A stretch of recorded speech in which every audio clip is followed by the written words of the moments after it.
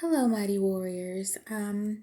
Okay, I'm back. This is Alicia, and I'm back for some additional thoughts on our last discussion where we were discussing greed and how the sin of greed um, there's a theme of it running through the scriptures and how it puts a wedge between ourselves and our Father.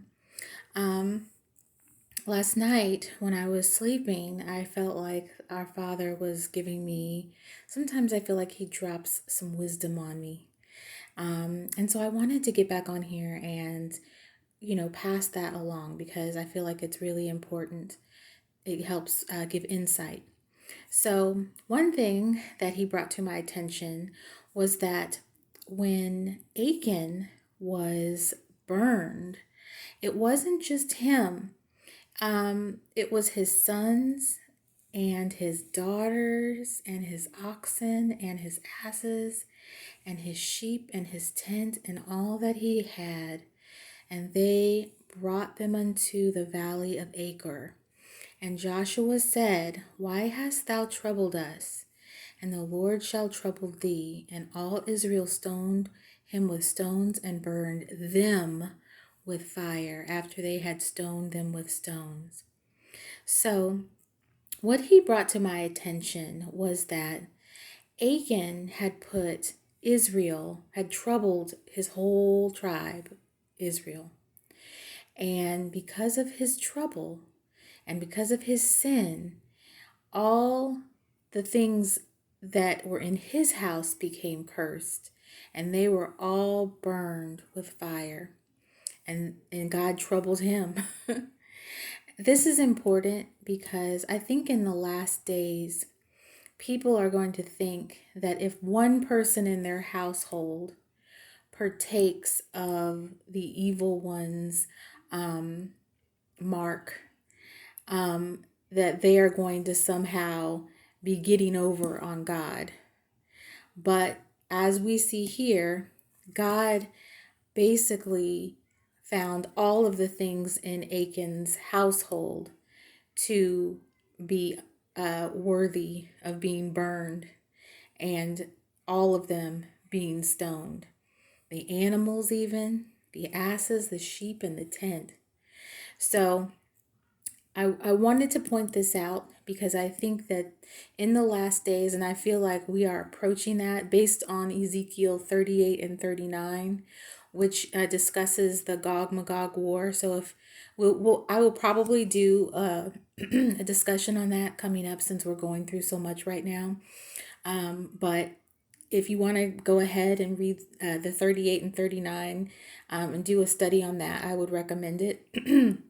But back to this, a lot of people are going to be thinking that they can get over. And God's like, there's no getting over. And another thing that I feel like he was telling me to send across was in Revelation. So we're going to come over here to Revelation and look at Revelation 13, chapter 13, 16, and 17 and 18. And it says, And he causeth all, both small and great, rich and poor, free and bond, to receive a mark in their right hand or in their foreheads, and that no man might buy or sell save he that had the mark, or the name of the beast, or the number of his name.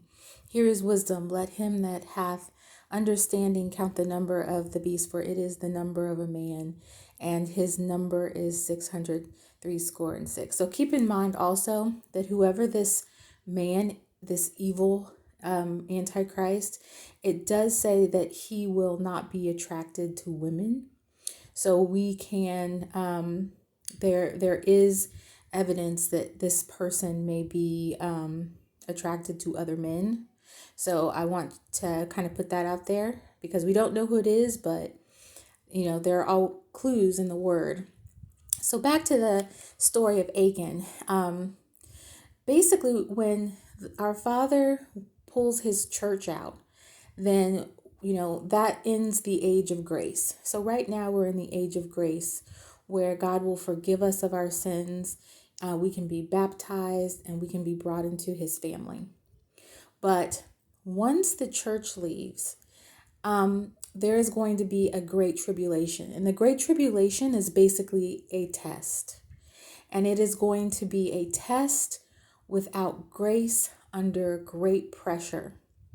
And what we discussed before with all of these men in the Word choosing their physical well-being, their fleshly desires over their spiritual inheritance, this last 3.5 years, this great tribulation, is going to be a great test of this particular sentiment, of this particular issue.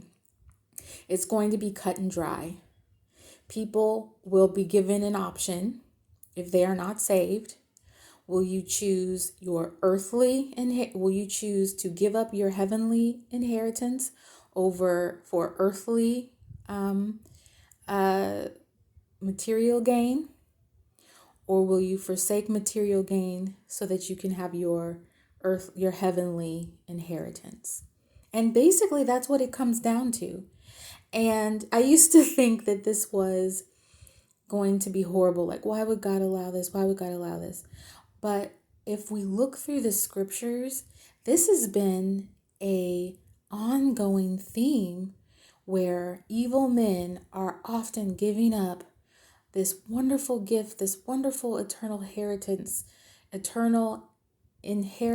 God has died on the cross to give us, and doing it for, stupid material things. For Esau, it was a bowl of soup.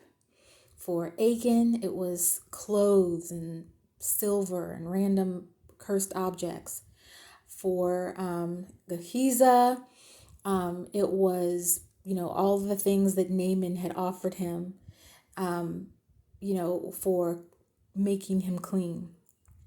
And God is basically getting to the point where he's like, you know what?